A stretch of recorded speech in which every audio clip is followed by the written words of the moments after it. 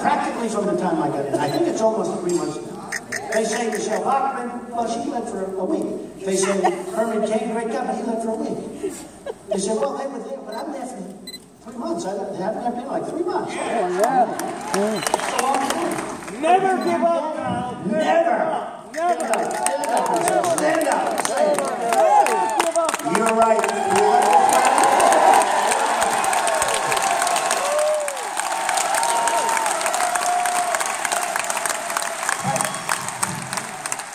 But if I win,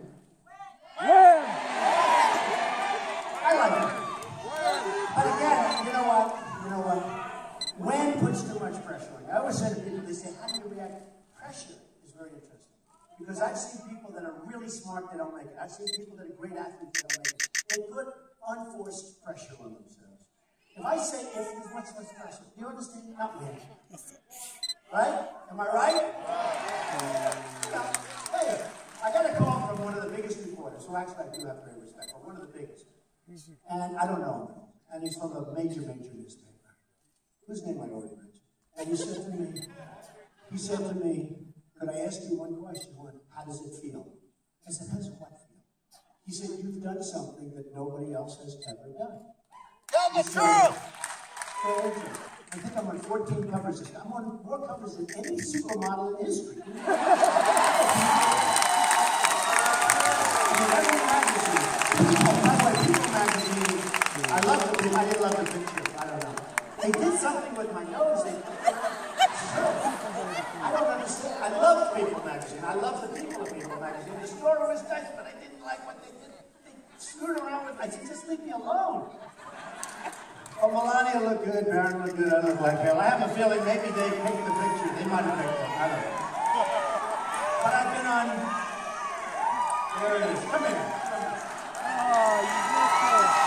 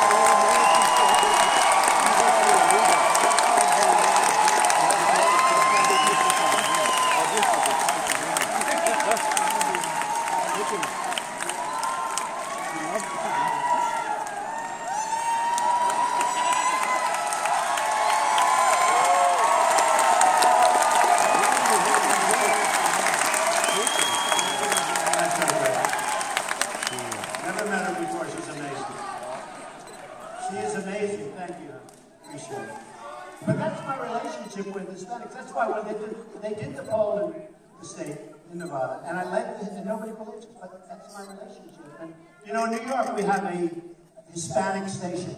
And the MC of the station is a good guy. I don't know him, but I watched him interview on television, and he's talking about Trump. What about Trump? How bad is Trump? Well, he said, I don't know. Every viewer that calls him, they all love him. They love him. All Hispanic. They love Trump. because they know I'm going to do what's the right thing. I love the Hispanic people.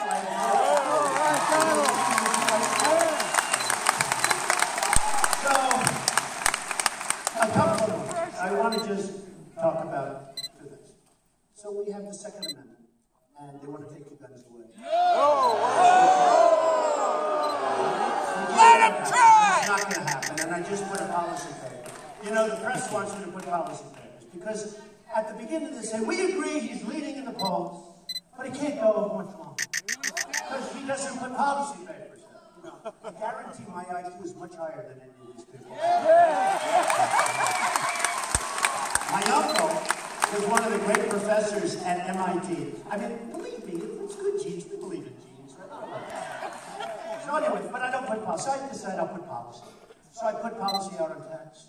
I put policy out on immigration. I put policy out on the Second Amendment, which is basically, you are allowed to protect yourself. And I said, they said, don't you think it's important to start talking about policy? I said, I said, it's only important to you. It's not important to the people, because they know I'm going to do the right thing, and they know my stance. And they know my stance. And now we're keeping the press happy. They're all saying, oh, he's actually very policy-oriented because I put in a 14-page paper. But in the end, it's all very simple. And I will say this. I love being here with you. I loved yesterday my trip to Iowa. I loved the other day my trip to, I was in New Hampshire. I was in South Carolina. I am all the time. Somebody said, are you doing this? A deal came over my desk last week. Because I'm running a business, but more and more I'm giving it to my kids to run, and they're good. And I have great executives, because I can't be doing this all the time, right? But I have to, because we want to win. We want to win. You're going, Joe. And deals come across my desk. They're great deals, and I don't say I don't want it. I don't want to focus on the deal. It's just not important anymore. You know, it's not important to me anymore. What's important is turning our country around.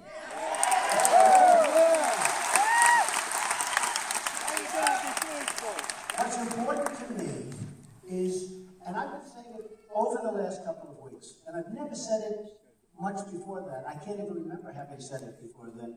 So one of the networks today said, I've trademarked the expression, make America great again. Can you imagine who else is sick enough to trademark? Who would think of it? Because I had a couple of candidates using it. They see I go and I say, make America great again. Everyone stands and go crazy. So they started using it, but the responses are the same. Oh, great. Because they don't believe in the politicians. Yeah. They're politicians. Right. And you know, I was going to tell you before that, so all these guys that came out, they're all friends of mine, but then they come out viciously against me. Viciously. It's a horrible business, actually. Professional, whatever the heck you call it. It's horrible. So Perry came out, and he went from 5 to 0, and he left. Walker, he was a friend of mine. He was up at my office a year ago, gave me a plaque because I supported him. The professionals, you support somebody, you get a plaque, okay? Thank you a lot. You know what I do? I use them to put pictures of my family in. He came up, and he gave me a plaque, and he thanked me very much. And he was so nice. And then one of his guys came out and said bad things about me. Like, I said, well, is that good? Yeah. He said, bad. Trump's bad. He's a bad guy. I said, oh, thank you. And then I hit Walker very hard. And he was supposed to win. Do you remember? Right. He was favored to win. They said governor of Wisconsin. But, well, I gave the real numbers. And I saw a magazine. It was a puff piece of him. But in one paragraph, it said, big deficits, big strife, schools are in trouble, roads are in trouble. I said, I didn't know this. I thought it was all good. So I just gave those facts in Iowa, standing in Iowa, big news conference. And he got wiped out. And then he left. And when he left, it was nasty. He said, everybody has to leave, and leave one person to take on Trump. We've got to beat Trump. Can you believe that? I just want to do the right thing. And then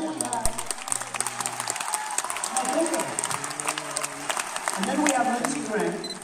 Oh, he's a joke. He was always nice. He called me. He wanted a reference on something. He wanted campaign contributions. And he left me his number. He gave me his phone number, his cell number. And this was like 3 years ago. It's true. I don't know why. I found it. I just have a whole pile of junk. I call that junk. That's junk. Stuff that will never be used again. And all of a sudden, I found his phone number, and I had a news conference. And I I held up his number, here it is. And they said, read it out. Probably the press said that, because you know the press loves it. I read it out. And then I read it out a second time, and his phone blew up. But he was a nice guy, and he wanted contributions, and he wanted support and all that. And that was fine. And, you know, my previous life, you know, I have 2 lives, right? My previous life. I had my non-politician, the last little while politician. But I gave him a hard time.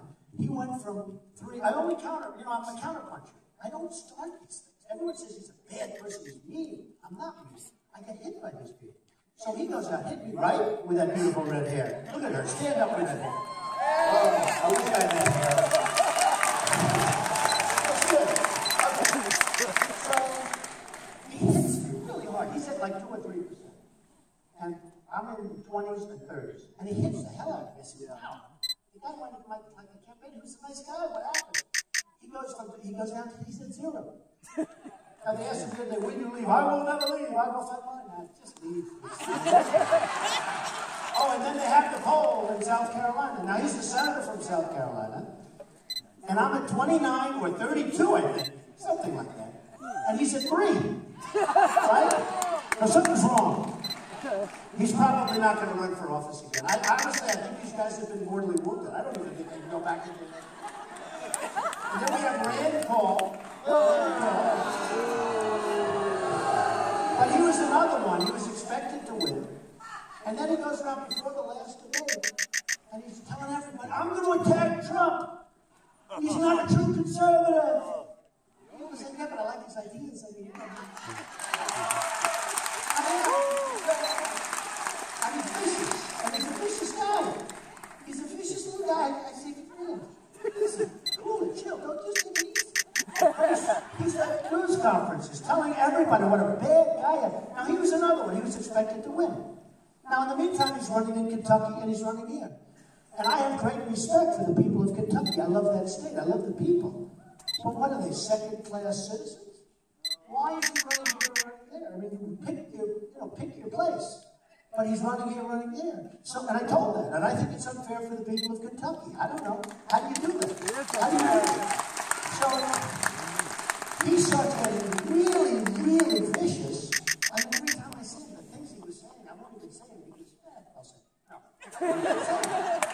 So what happens is, then he said, I will get him in the debate. I mean, you all, am I right? Is this right? Yeah. I'm going to get him in the debate.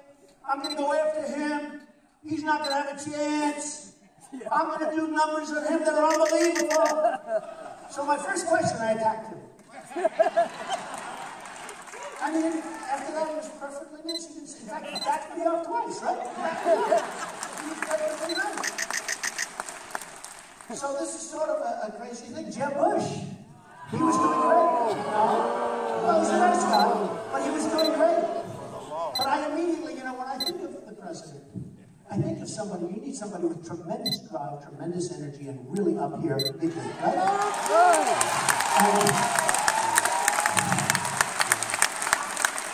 And I didn't see the fire in Jeb. Stand up. Stand up. What was the expression? Low energy. I don't know what, you know, sometimes you'll say something about somebody and it sticks, it just like sticks. Sometimes you'll say, like I called Rubio a lightweight. I don't know, that might stick or might not stick. I don't know. Water. Yeah, water.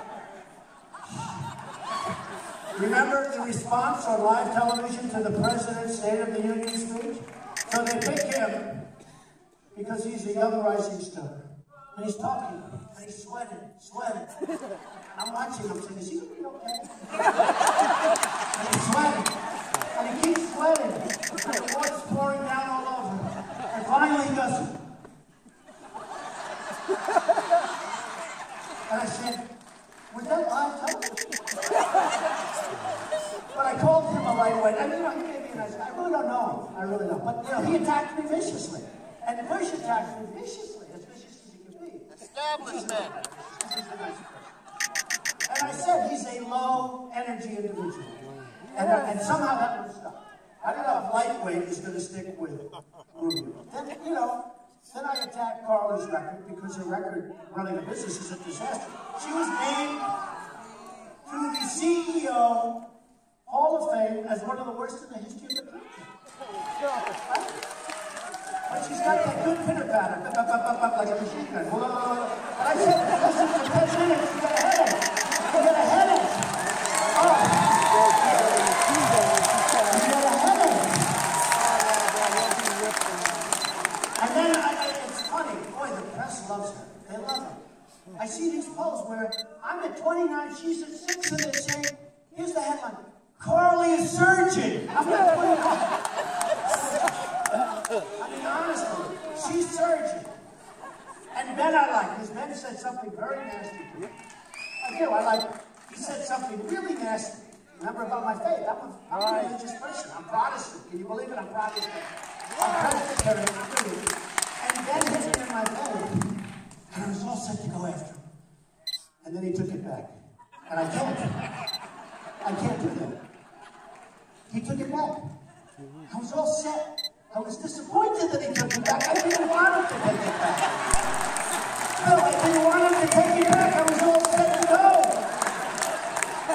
And I couldn't do it because he stood up and he said, no, the press tricked me into saying something that I didn't mean, and I'm taking it back. And I said, that's cool. That's really nice. I thought it was nice. Yeah. Please say something bad about me, Ben. Please.